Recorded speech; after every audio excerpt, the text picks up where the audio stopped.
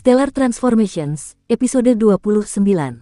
Untuk melihat video selengkapnya, sahabat bisa kunjungi playlist yang telah Sabta Novel sediakan. Yuk mari, kita berimajinasi bersama dan masuk ke alur ceritanya.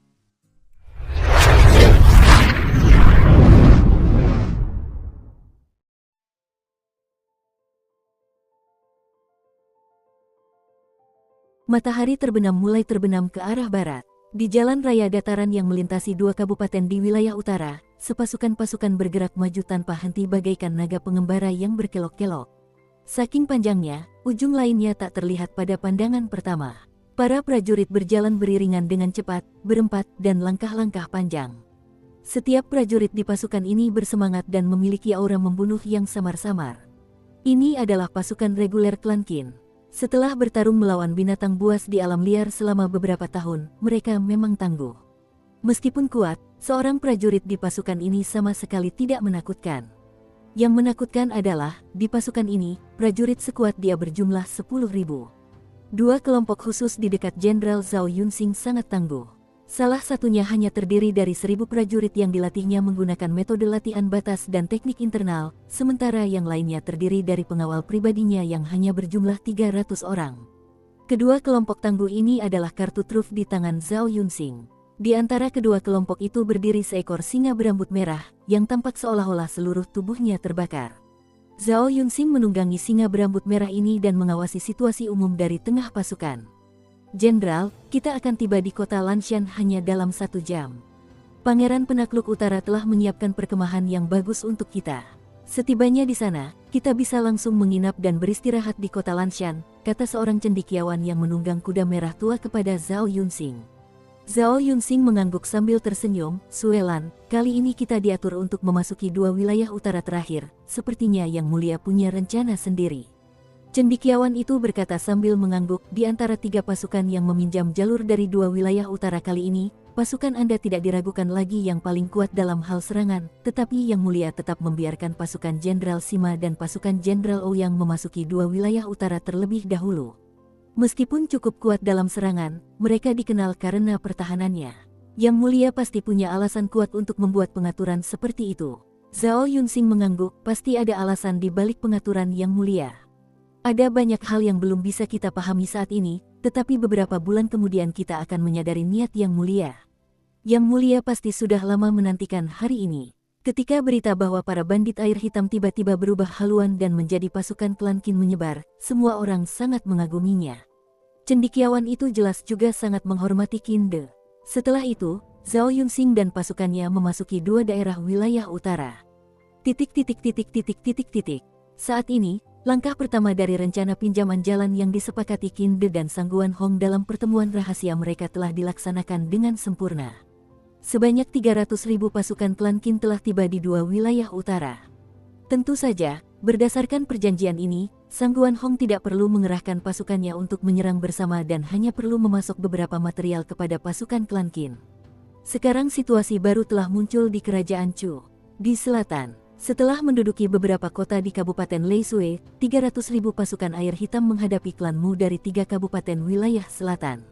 Klan Mu memiliki total 600.000 pasukan, tetapi banyak dari mereka harus mempertahankan 3 kabupatennya sendiri sehingga jumlah pasukan yang benar-benar dapat menyerang hanya 300.000 hingga 400.000. Pasukan air hitam tidak menyerang dan hanya bertahan, sehingga mustahil bagi 3 kabupaten di wilayah selatan untuk mengalahkannya.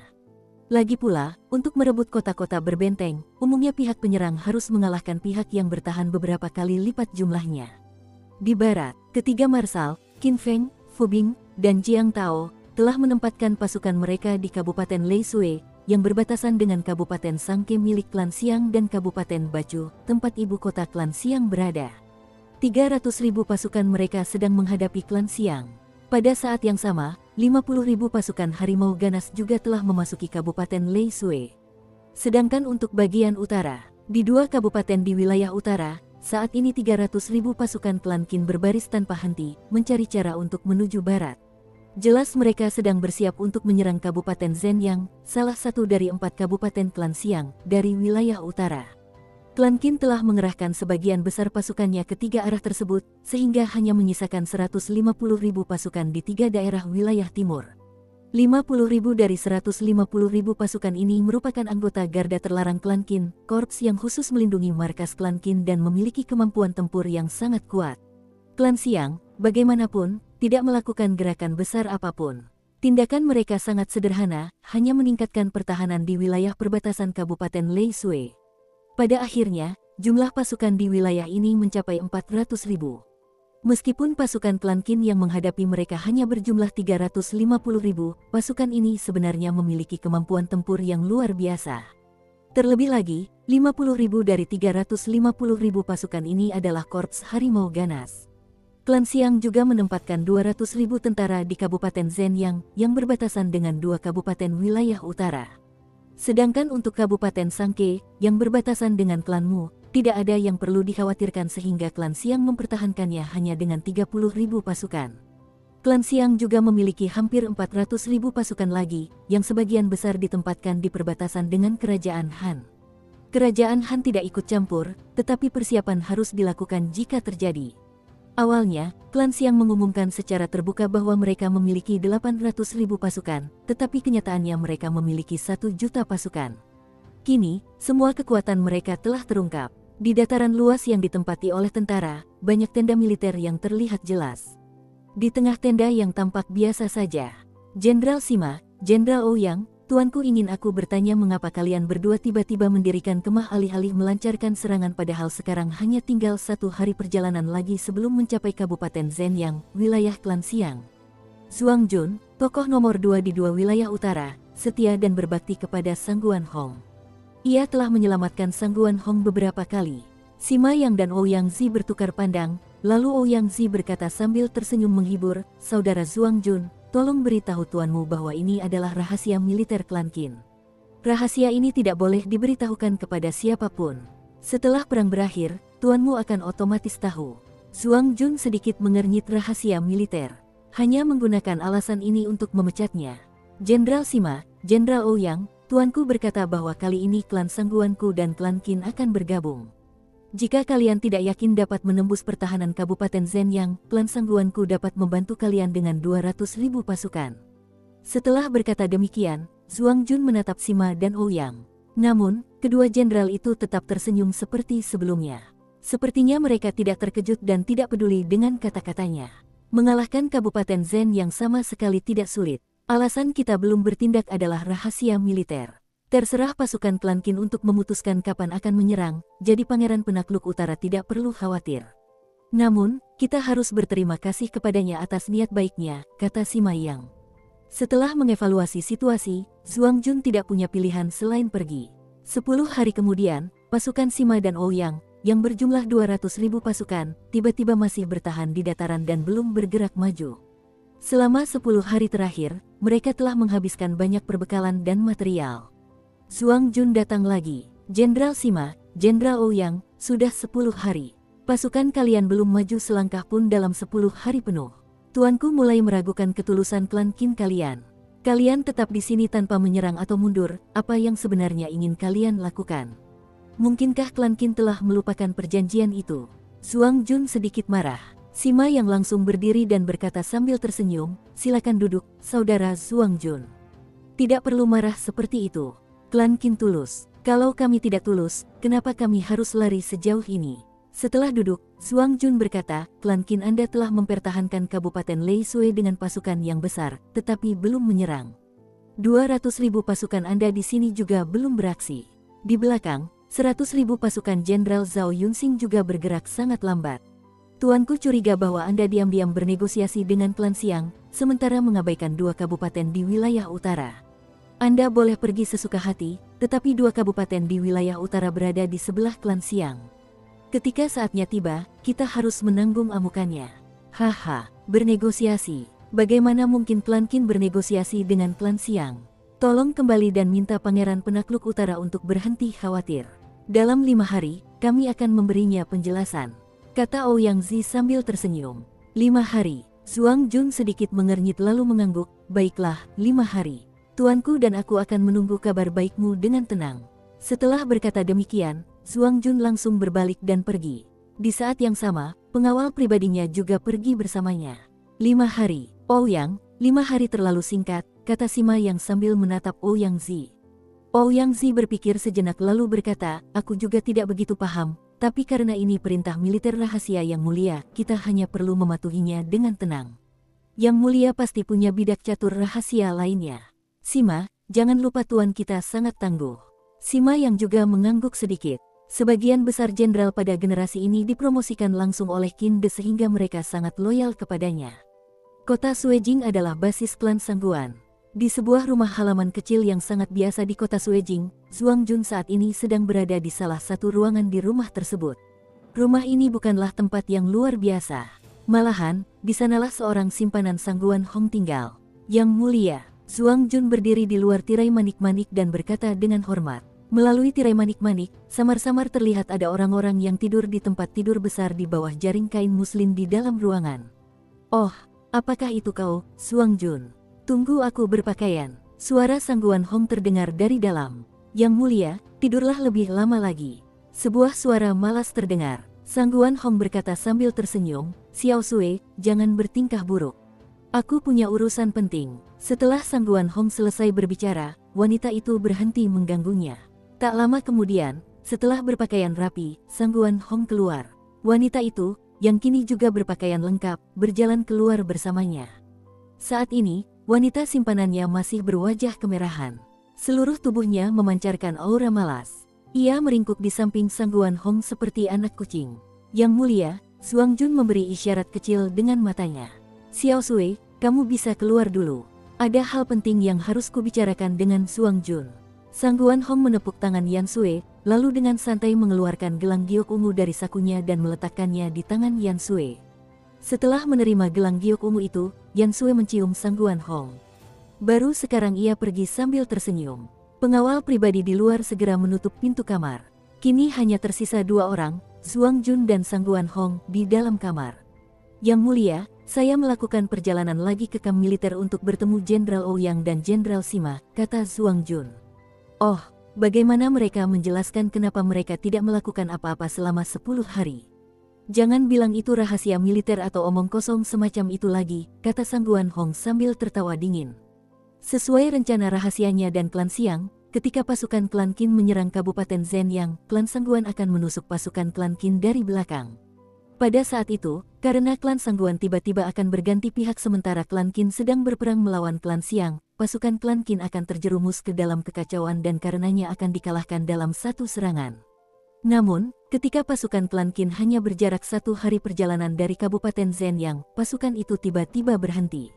Karena itu, Sangguan Hong tentu saja menjadi cemas. Ia bahkan khawatir klan Qin telah mengetahui rencana rahasia klan Sangguan dan klan Siang. Yang mulia, mereka bilang akan memberi jawaban dalam 5 hari, Zhuang Jun membungkuk dan berkata. 5 hari, Sangguan Hong langsung mengerutkan kening. Tiba-tiba, wajahnya sedikit berubah. Ia berdiri dan berkata, ayo pergi. Kita kembali ke istana dulu. Saat itu, seolah teringat sesuatu, Sangguan Hong langsung berjalan menuju pintu dengan langkah lebar. Tiba-tiba, Sangguan Hong benar-benar terpaku. Wajahnya memucat. Ia menatap Zhuang Jun dengan tak percaya, lalu berkata, kau. Saat ini, ada belati tertancap di pinggang Sangguan Hong, belati kelas Sian menengah. Zhuang Jun telah mencapai tahap akhir level Siantian, jadi tusukan ini, yang dilancarkan saat Sangguan Hong sama sekali tidak siap, cukup untuk menembus baju zirahnya dan mengenai titik vital tubuhnya. Kau pintar, senyum kini muncul di wajah Zhuang Jun. Tiba-tiba ia berkata, ahli korps naga dominan di atas, kenapa kau belum keluar? Sebuah siluet melintas, seorang pria kurus dan tajam muncul di ruangan itu. Matanya tampak sangat aneh, tak disangka berwarna hijau. Saat ini, niat membunuh membara di dalam diri pria itu, tetapi Zhuang Jun menatapnya sambil tersenyum, lalu berkata, kau penuh kebencian padaku, kan? Tugasmu pasti menyampaikan pesan antara klan Sangguan dan klan Siang, kan? Di saat yang sama, kau juga harus melindungi Sangguan Hong. Sayang sekali, pria bermata hijau itu menatap Sangguan Hong. Ia tahu Sangguan Hong terluka parah dan hanya bisa bertahan sebentar. Kau akan mati, kata pria bermata hijau itu dengan suara sedingin es. Tadi, ketika Sangguan Hong hendak meninggalkan ruangan dan melewati Zhuang Jun, ia melancarkan serangannya tanpa tanda-tanda, sehingga pria bermata hijau ini tidak sempat menghentikannya.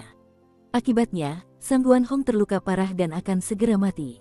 Kenapa kau membunuhku, Zhuang Jun? Aku sudah memperlakukanmu dengan baik, kan? Sangguan Hong bisa merasakan kekuatan hidupnya lenyap, tetapi ia masih sulit mempercayainya. Ada orang yang mencoba membunuh Sangguan Hong, dan terkadang ia pasti sudah mati jika bukan karena bantuan Zuang Jun. Oleh karena itu, dalam hatinya, Sangguan Hong benar-benar tidak mau menerima bahwa orang yang telah menyelamatkan hidupnya beberapa kali baru saja memberinya pukulan mematikan. Yang mulia, Anda telah memperlakukan saya dengan sangat baik. Sungguh disayangkan saya menjadi salah satu dari 3 elang dalam rencana elang terbang Klan Qin. Saya telah bertahan begitu lama untuk hari ini.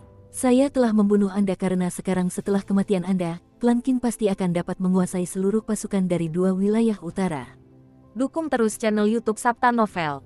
Zuang Jun berkata sambil tersenyum. Rencana Flying Eagle, salah satu dari 3 elang, mengambil alih pasukan 2 kabupaten di wilayah utara. Saat ini, semua keraguan di benak Sangguan Hong sirna.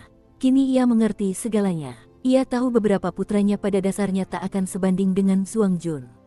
Lagi pula, Zuang Jun telah menjadi bawahan nomor 1 selama bertahun-tahun, dan terlebih lagi, ada Klan Qin di belakang Zuang Jun.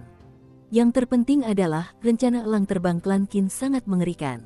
Bahkan ahli Xiantian tingkat akhir seperti Zuang Jun telah bersembunyi begitu lama, dan dia bahkan telah membunuh beberapa ahli dari Klan Qin. Klan Qin telah menahan diri selama beberapa ratus tahun. Selain bandit air hitam dan rencana elang terbang, kartu truf rahasia apalagi yang masih mereka miliki? Kekagumanku padamu, kekaguman, Ransum. Sangguan Hong memuntahkan seteguk darah. Setelah itu, sejumlah besar darah terus-menerus menyembur dari mulutnya dan ia pun mati. Padahal di dalam kamar berisik sekali, tapi pengawal pribadi di luar belum ada yang masuk, aneh sekali. Meskipun Sangguan Hong telah tiada, tak ada tanda-tanda kebencian di wajahnya. Lagi pula, bagi orang ambisius seperti dia, yang terpenting adalah cita-citanya, bukan nyawanya. Setelah kalah, ia mendapatkan pemahaman tentang hidup dalam perebutan kekuasaan, kalah berarti mati. Pria bermata hijau itu masih menatap Zuang Jun. Niat membunuhnya telah menyelimuti Zuang Jun. Ia tahu Zuang Jun adalah lawan yang sangat tangguh dan karena itu ingin memberikan pukulan mematikan sejak awal. Tiba-tiba, pembunuh. Zuang Jun tiba-tiba berteriak. Bersamaan dengan itu, ia memukul lengan kirinya sendiri dengan telapak tangan. Seluruh tubuhnya langsung terpental menembus pintu ruangan, menghancurkannya. Seolah memahami semuanya dengan jelas, pengawal pribadi di luar ruangan menembakkan 2 anak panah ke arah pria bermata hijau itu. Pengawal pribadi ini dipilih oleh Zuang Jun dan juga merupakan salah satu orang dari Klan Qin. Meskipun Qin De bisa membunuh Sangguan Hong kapan saja, ia menunggu hingga hari ini untuk membunuhnya. Bagaimana mungkin ia tidak tahu sejak awal bahwa Sangguan Hong dan Klan Siang telah memasang jebakan untuknya. Dan Qin De telah membalikkan tipu daya mereka. Ketika pasukan Klan Qin memasuki 2 wilayah utara, Sangguan Hong tentu saja harus mengumumkan kepada pasukannya sendiri bahwa Klan Sangguan mendukung Klan Qin. Meskipun hal itu telah diberitahukan kepada setiap prajurit, beberapa orang di eselon tertinggi masih diam-diam mengetahui bahwa Klan Sangguan berada di pihak Klan Siang. Namun, untuk mempersiapkan rencana ini, mereka tidak berani memberitahu perwira menengah informasi ini sebelumnya, dan mereka juga tidak dapat memberitahu prajurit biasa. Kecuali beberapa petinggi, tampaknya seluruh pasukan di kedua wilayah utara telah menduga bahwa Klan Sangguan berada di pihak Klan Qin. Dalam situasi ini, rencana penting Flying Eagle dapat dimulai. Tujuannya adalah merebut kendali penuh atas kedua wilayah utara sekaligus. Mati, pria bermata hijau itu terus-menerus bergoyang. Sambil mengayunkan senjata yang tampak seperti belati atau pisau pendek di tangannya beberapa kali, menangkis 2 anak panah itu. Seluruh tubuhnya kemudian langsung menyerang Zuang Jun seperti meteorit. Sekalipun harus mati, ia tetap ingin membunuh Zuang Jun. Pria bermata hijau ini adalah seorang pejuang kematian dari Klan Siang. Ia telah lama bersembunyi di sekitar Sangguan Hong. Ia tahu Zuang Jun adalah bidak catur penting dalam rencana Klan Qin untuk menguasai 2 wilayah utara, jadi wajar saja ia ingin membunuhnya. Ada pembunuh, beri sinyal. Ada juga beberapa penjaga di sekitar tempat rahasia ini. Mereka tertarik ke rumah itu oleh teriakan pertama Zuang Jun. Begitu mereka memasuki rumah, mereka melihat mayat Sangguan Hong di ruangan itu dan langsung memberi sinyal. Sebuah panah bersiul melesat ke langit. Melihat pemandangan ini, Zuang Jun tersenyum tipis. Ia kemudian berkata dengan nada memilukan dan melengking, "Tuan-tuan, pembunuh ini telah membunuh Yang Mulia. Mari kita bunuh dia bersama saya untuk membalas kematian Yang Mulia." Bersamaan dengan itu, ia mengangkat pisau perang dari pinggangnya dan segera menerjang ke depan. Mata pria bermata hijau itu berkilat. Seluruh tubuhnya juga menyerang Zuang Jun. Bunuh dia, balas dendam atas kematian yang mulia. Semua penjaga menyerbunya. Para penjaga ini adalah para ahli yang melindungi Sangguan Hong. Mereka telah mengepung rumah halaman ini untuk mencegah orang luar masuk, jadi ketika mereka melihat pria bermata hijau itu, yang muncul secara misterius, mereka tentu saja berpikir bahwa dialah pembunuhnya. Akan sulit bagi para penjaga ini untuk menghindari tanggung jawab atas kematian tuan mereka sehingga mereka semua mendatangi si pembunuh seperti orang gila. Dentang, Zuang Jun dan pria bermata hijau itu bergerak sangat cepat. Mereka menciptakan berbagai kilatan dan kilatan dengan senjata mereka. Dalam waktu yang sangat singkat, mereka telah bertukar puluhan serangan. Para penjaga itu juga petarung yang handal dan diam-diam menembakkan panah ke arah pria bermata hijau untuk memberikan efek negatif. Mengikuti sinyal tadi, semakin banyak orang yang masuk ke dalam rumah. Pria bermata hijau itu mendengus dingin. Saat ini punggungnya telah tertusuk pisau terbang. Bahkan lapisan energi pelindung tubuhnya pun tak mampu menangkisnya, jadi penembak pisau terbang itu pastilah seorang ahli. Mata Zuang Jun langsung berbinar. Jagoan, sebuah pisau terbang melesat dari tangan Zuang Jun. Karena jarak di antara mereka terlalu dekat, dan perhatian pria bermata hijau itu sedikit teralihkan oleh lukanya tadi, perutnya langsung tertusuk pisau ini. Di saat yang sama, pisau terbang lain datang dari belakang. Ada seorang pria paruh-baya di belakang pria bermata hijau itu. Pria paruh-baya ini dan Zuang Jun tampak muncul bersamaan. Dengan gerakan bergoyang, tubuh mereka melintas di depan pria bermata hijau itu. Ketika pria paruh-baya ini dan Zuang Jun berhenti, cahaya di mata pria bermata hijau itu sudah mulai meredup. Ia kemudian jatuh tak berdaya ke lantai. Pada saat yang sama, bagian atas dan bawah tubuhnya tiba-tiba terpisah. Robek, Zuang Jun merobek lengan baju pria bermata hijau yang telah meninggal itu. Ketika ia melihat tanda naga di lengan kiri pria itu, senyum dingin samar muncul di sudut mulutnya. Ia langsung berkata seperti orang gila, ini adalah prajurit kematian dari Korps Naga Dominan Klan Siang. Seiring berjalannya waktu, beberapa tokoh penting juga telah tiba. Melihat pemandangan pertarungan itu, mereka semua tercengang. Kali ini Yang Mulia mendukung klan Qin, jadi klan Siang pasti punya dendam padanya. Pasti begitu, kata seorang lelaki tua dengan geram. Zuang Jun tiba-tiba berlari ke sisi mayat Sangguan Hong dan berlutut dengan suara gedebuk, berkata, Yang Mulia, Zuang Jun telah mengikuti Anda selama bertahun-tahun, tetapi Anda tiba-tiba dibunuh oleh musuh. Zuang Jun bersumpah di sini dan sekarang juga bahwa aku pasti akan memimpin 2 wilayah utara untuk membalas kematian Anda dengan menghancurkan klan Siang. Setelah berkata demikian, Zuang Jun terus-menerus membenturkan kepalanya ke lantai sebanyak 3 kali. Tiba-tiba, ini gawat, pangeran pertama baru saja dibunuh di Menara Yansun. Seorang pria bergegas masuk dari luar. Ia segera melapor kepada Zuang Jun. Lagi pula, dalam banyak urusan di 2 wilayah utara, Sangguan Hong dulunya adalah pemberi perintah dan Zuang Jun adalah bawahannya. Setelah Zuang Jun mendengar berita ini, matanya tiba-tiba memerah, klan Siang. Klan Siang sialan itu. Klan Siang sedang membalas dendam dengan gila-gilaan, jadi aku akan membawa jenazah Yang Mulia kembali ke istana pangeran. Beberapa dari kalian ikut aku, yang lain cepat lindungi pangeran lainnya.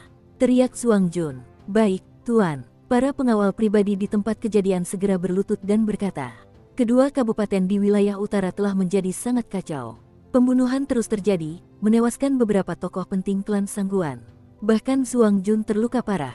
Di saat yang sama, meskipun terluka parah, Zuang Jun masih memimpin pasukan untuk menghancurkan cabang rahasia Korps Naga Dominan di kedua kabupaten di wilayah utara. Pembunuhan. Kedua wilayah utara kini berada dalam kondisi yang benar-benar kacau. Semua orang yang terkait dengan klan Siang terbunuh. Beberapa orang penting bahkan diketahui sebagai kolumnis kelima klan Siang. Meskipun mereka semua menyangkal hal ini, surat-surat rahasia yang mereka tukarkan secara diam-diam terungkap dan menjadi bukti yang tak terbantahkan. Dari 4 marsal di 2 kabupaten wilayah utara, 1 terbunuh dan yang lainnya harus menyerahkan jabatannya kepada orang lain karena sakit. 2 marsal lainnya masih sama, tetapi Zuang Jun adalah salah satunya. Beberapa orang penting klan Sangguan, seperti para pangeran, terbunuh. Satu-satunya yang tersisa dari garis keturunan Sangguan adalah seorang anak berusia 3 tahun. Klan Sangguan telah benar-benar runtuh. Mulai sekarang, semua urusan di wilayah utara berada di bawah kendali Zuang Jun. Kemudian, atas nama balas dendam, ia memerintahkan 400.000 pasukan dari 2 daerah utara untuk bersiap melakukan serangan gabungan terhadap klan Siang dengan 300.000 pasukan dari klan Qin. Siang Guang duduk tak bergerak dan tak berdaya di kursi. Pikirannya kacau. Bagaimana ini bisa terjadi? Bagaimana ini bisa terjadi? Apa yang sebenarnya terjadi? Bisakah seseorang memberitahu saya apa yang terjadi? Beberapa hari terakhir, situasinya masih sangat baik, tetapi sekarang, Siang Guang hanya merasakan sakit di kepalanya, sakit kepala yang hebat. Rencana awalnya begitu sempurna. Namun, terlepas dari kesempurnaannya, itu hanyalah sebuah rencana. Hanya setelah rencana tersebut terlaksana, nilai praktisnya dapat diverifikasi. Tanpa eksekusi, rencana itu hanyalah sebuah istana di langit. Korps naga dominan, haha. Yiyan, katakan padaku, mungkinkah seorang prajurit kematian Korps naga dominan membunuh Sangguan Hong? Mungkinkah? Siang Guang menatap Yiyan yang sedang membungkuk di satu sisi, dan bertanya dengan gugup. Yiyan berkata dengan tegas, mustahil. Green Eye adalah prajurit kematian paling sukses dan hebat di Korps naga dominan kita. Mustahil sekali dia bisa membunuh Sangguan Hong. Lagi pula, Green Eye sudah bersama Sangguan Hong selama bertahun-tahun. Kalau dia memang ingin membunuh Sangguan Hong, dia pasti sudah melakukannya lebih awal. Kenapa dia harus menunggu sampai sekarang? Siang Guang menatap beberapa orang di hadapannya. Ia bahkan tidak ingin melampiaskan amarahnya. Enyahlah untukku. Siang Guang berkata sambil melambaikan tangannya dengan lemah. Saat ini pikirannya benar-benar kacau. Ia hanya tahu bahwa tahtanya dalam bahaya, begitu pula nyawanya yang kecil. Yiyan dan yang lainnya meninggalkan ruang belajar kekaisaran satu persatu. Setelah itu, para pengawal pribadi di luar menutup pintu masuknya. Siang Guang kemudian duduk di kursi. Tak seorang pun tahu apa yang sedang dipikirkannya, ia duduk diam tanpa bergerak di kursi itu. Setelah waktu yang sangat lama, bang! Pintu masuk ruang belajar kekaisaran terbuka secara otomatis tanpa perlu didorong. Hembusan angin kencang masuk ke ruang belajar, membuat Siang Guang membuka matanya tak terkendali. Tutup pintunya untukku. Sebelum ia sempat menyelesaikan kalimatnya, ia tak berani berkata apa-apa lagi. Ia melihat seorang lelaki tua yang sigap dan garang masuk dari luar pintu masuk. Lelaki tua ini berambut hitam panjang tergerai dan mengenakan jubah berlengan lebar yang berkibar tertiup angin seperti mantel debu. Tatapan lelaki tua itu tajam dan sedingin es, bagaikan anak panah. Ada 4 orang di belakang lelaki tua itu, yang berbaris dalam 2 baris. Keempat orang ini masing-masing memiliki aura yang sangat aneh. Tuan Lan adalah salah satu dari keempat orang itu. Mereka juga memiliki wajah tanpa ekspresi. Kelima orang ini berturut-turut masuk ke ruang belajar kekaisaran. Para penjaga ruang belajar kekaisaran tampak ketakutan oleh mereka. Nenek moyang yang agung, nenek moyang yang agung. Melihat lelaki tua di hadapannya, Siang Guang benar-benar tercengang. Leluhur agung sudah bertahun-tahun tidak meninggalkan rumah abadi.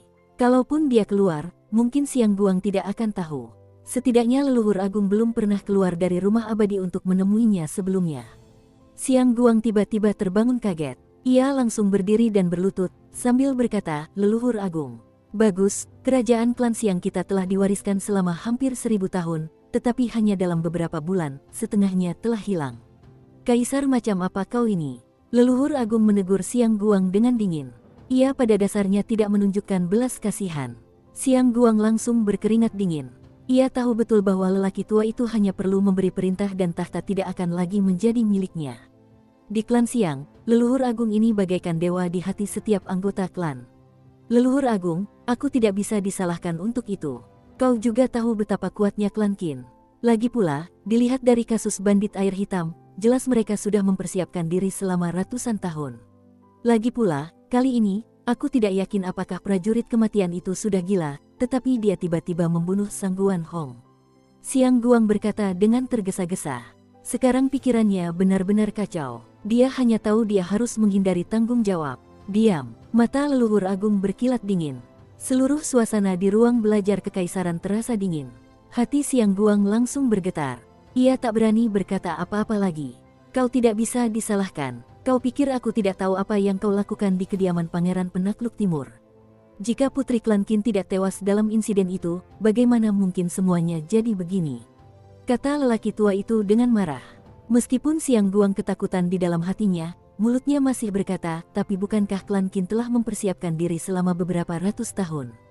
Dengan persiapan ratusan tahun, jika ingin memberontak, mereka pasti sudah bertindak lebih awal. Kenapa harus menunggu sampai sekarang? Klan Qin hidup damai selama bertahun-tahun.